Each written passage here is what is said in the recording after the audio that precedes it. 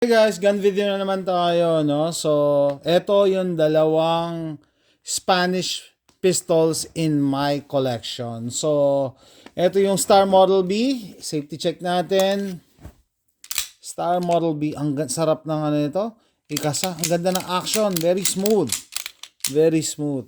Ito yung nagpapanggap na 1911 pero hindi ito 1911. By the way, nilagyan ko ng hog grip ng pang Glock 17 kasi nainis ako dito yung beaver tail niya, it digs down on your hand pag pumuputok ka, yung recoil masakit, kaya naglagay ako niyan rubber protection. Okay, pwede naman tanggalin yan, preferred ko lang, no, para hindi ako magkaroon ng hammer bite din.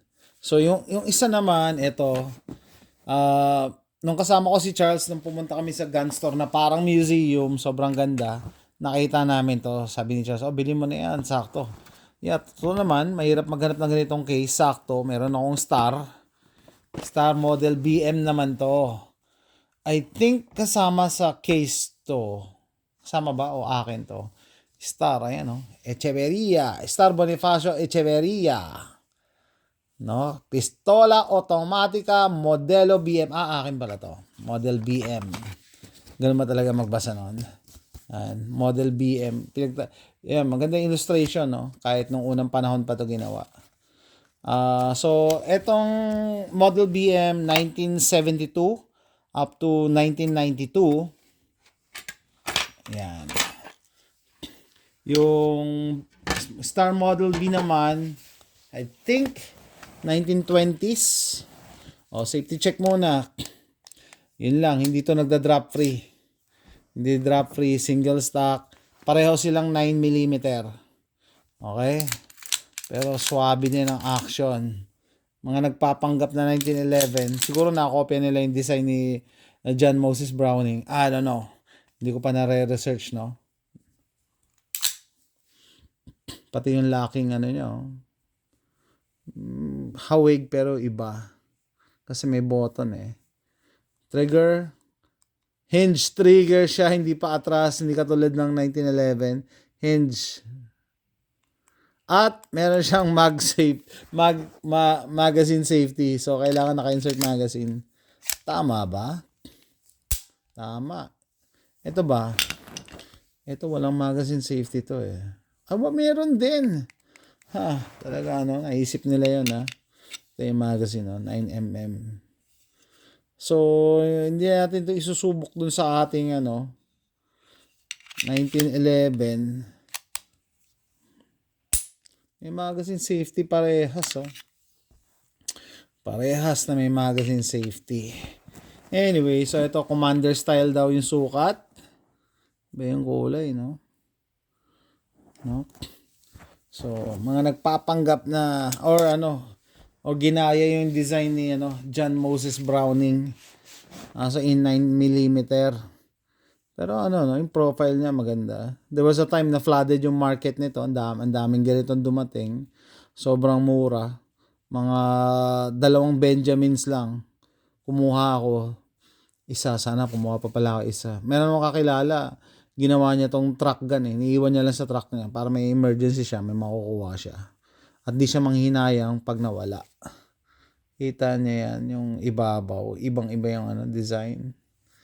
Tapos yung flare, open open yung ejection port, open sa ibabaw. No? Open sa ibabaw, Wow. Dapat siguro compare natin sa sa design ni John Moses Browning. Compare nga natin. Tagal ko na rin kasi hindi na ilalabas yan guys. Ito yung ating G-Force arms. Safety check. Wala tong magazine safety. Wala. Okay. Unang-una yung magazine. Yung gusto ko yung cut. Pares ba? Papasok kaya? At pumasok. Pwede! Pwede! Pwede Okay. Pwede. Naghahanap pa naman ako spare magazine para sa sa Star Model B, pwede. Ayun, nakaumang sa ano niya, oh. Pero syempre, ito mas maliit to. Hindi to po pwede. Ano yan eh, Commander style. Maliit, maliit.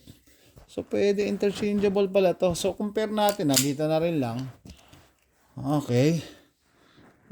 Parehas naman pala silang open yung port. Kaso, iba yung opening dito. Bakit kaya may ganito siya? Loaded chamber indicator ba yan? Dali nga. Hindi naman eh. Locking breech niya yan eh. So, 1911, kita nyo sa trigger. Ito, paatras ang pull nito, paatras. Ito, hinge. Ano yung hinge? Yung paganon. Paganon.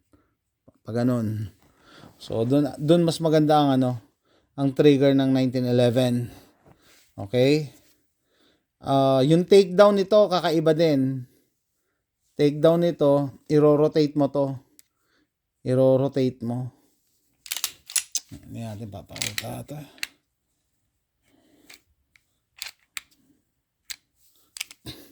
Hindi natin papakita paano mag-takedown. Ito, may takedown pala siya sa kabila. Sa kabila yung takedown lever niya. Anyway, hindi natin papakita. Ayaw ni YouTube ng mga ganyan-ganyan. No? Nag-takedown. So, if YouTube is watching, this is just an educational, informational video. Nothing is for sale in this post. Okay. So, ano pa similarities?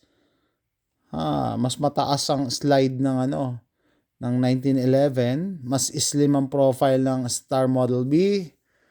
Sa harap, almost similar. Almost similar. Yung front sight, syempre ito upgraded na to, no? Nung unang panahon, 1940s, yung Nazi Germany tsaka Bulgaria umorder daw ng barrel sa Star na company. So, I don't know kung ginamit ng Nazi tong barrel na to or sa Bulgaria ginamit. Pero yun nga, no, yung Spain kasi kakampi ng ng Nazi Germany. Panoorin nyo yung The Ministry of Ungentlemanly Warfare. Yan, punta sila sa Spain eh. So, ito naman cute, commander size, model BM. Kaya nagjo-joke yung mga Amerikano, BM, bowel movement. Surplus na rin to, 1970s. 1972 hanggang 1992, pero mas mura, mas matanda to. Mas matanda. Pinaikli lang, pero all through the years, 100 years, boy pa to. 100 years, maganda pa rin yung action. Smooth. Ganda ng action eh, smooth. No? Yun nga lang, merong magazine safety. Okay? All steel.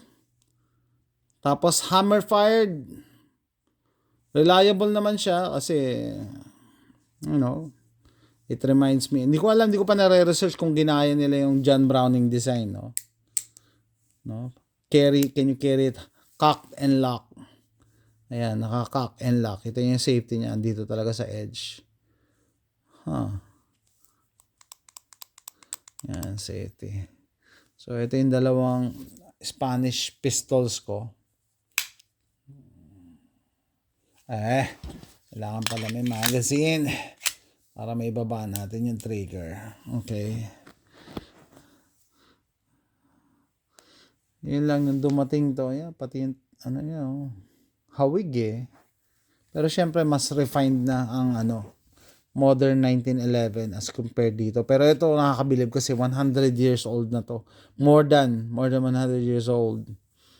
And hindi natin alam kung nagamit nung gera. Still alive and kicking. Ito hindi to nagamit kasi 1972 lang to. At least may option. Tsaka meron akong full size at tsaka meron akong compact. Parehong all steel. Yan. Something na hindi na rin available. Ito. Wala ka na mahanap nito. No, nag-dry up na yung supply. No, Star Model B. Star. Ito naman, Model BM. Bihira na rin ang makita nito. Mahira na makita. Hindi ko lang alam kung parehas lang yung grip panels. Yung sukat. Baka hindi. Kasi kita nyo yung cut ng ng safety nandito. Samantalang yung safety ng 1911, it doesn't interfere with the grip panel. Diba? May cut siya, oh. Unless i-custom mo siguro. Plus yung alignment pala ng holes, hindi ka match. So mahirap maghanap ng replacement grip panel. Buti yung grip panel nito buo pa. Wala pang basag. Ito naman yung grip panel nito, pininturahan ko. No, pininturahan ko lang, wala lang.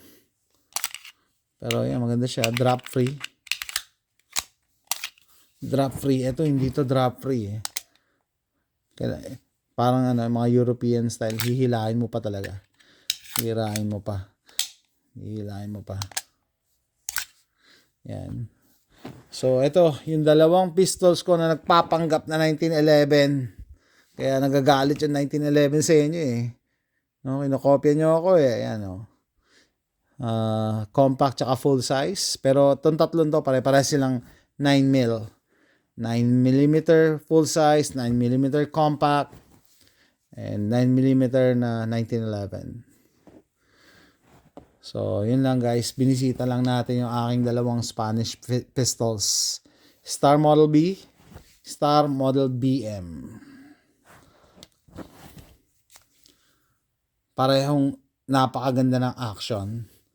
Lalo na to, no? Kahit 100 years na. Walang problema. Ang ganda. Very smooth. Okay guys. Please click like and subscribe para makagawa pa ako mas maraming videos.